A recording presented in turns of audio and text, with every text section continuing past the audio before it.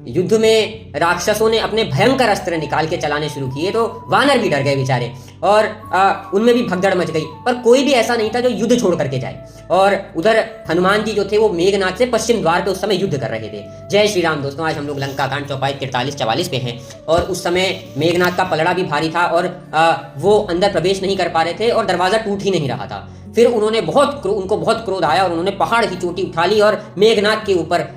फेंक दी और मेघनाद का जो सारथी था वो मारा गया और मेघनाद भी घायल हो गया। दूसरे सारथी ने जब देखा कि यहाँ पर मेघनाद का अंत भी हो सकता है, वो तुरंत उसको लेकर के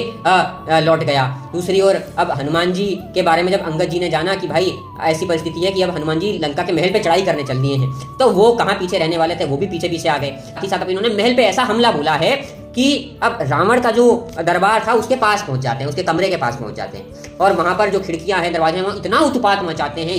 मचाते हैं कि वहां की स्त्रियां डर जाती हैं, छाती पीटने लग जाती हैं कि अब हमें कौन बचाए, एक वानर कम था, अब तो दोनों आ गए और दोनों ही उत्पाती वानर ही आ गए हैं, अरे हमारी कोई रक्षा करो। रावण को गाली देते हैं वो लोग, जो भी लोग उनको दिखाई देते हैं राक्षस उनसे लड़ते हुए, तो वो क्या करते हैं, उनको बहुत मारते हैं, किसी की नाक काट देते हैं, किसी को घुमा घुमा के फेंकते हैं, किसी के साथ कुछ करते हैं और फिर उनको 3-4 थप्पड़ लगा करके कहते हैं कि ये तो था तुम्हारा इस बात का फल कि तुम राम नाम नहीं भजते हो। अब तुम लोग जो गाली गलौज करते हो हमारे प्रभु के लिए तुम उल्टा बोलते हो, उसको देखो। और फिर वो क्या करते थे कि उनके सर फोड़ देते थे और सर जो है रावण के चरणों में ऐसे गिरता था जैसे पता नहीं मटकी फूट जाती है दूध की, और वो गिरता है और ऐसी भयावह स्थिति हो गई थी।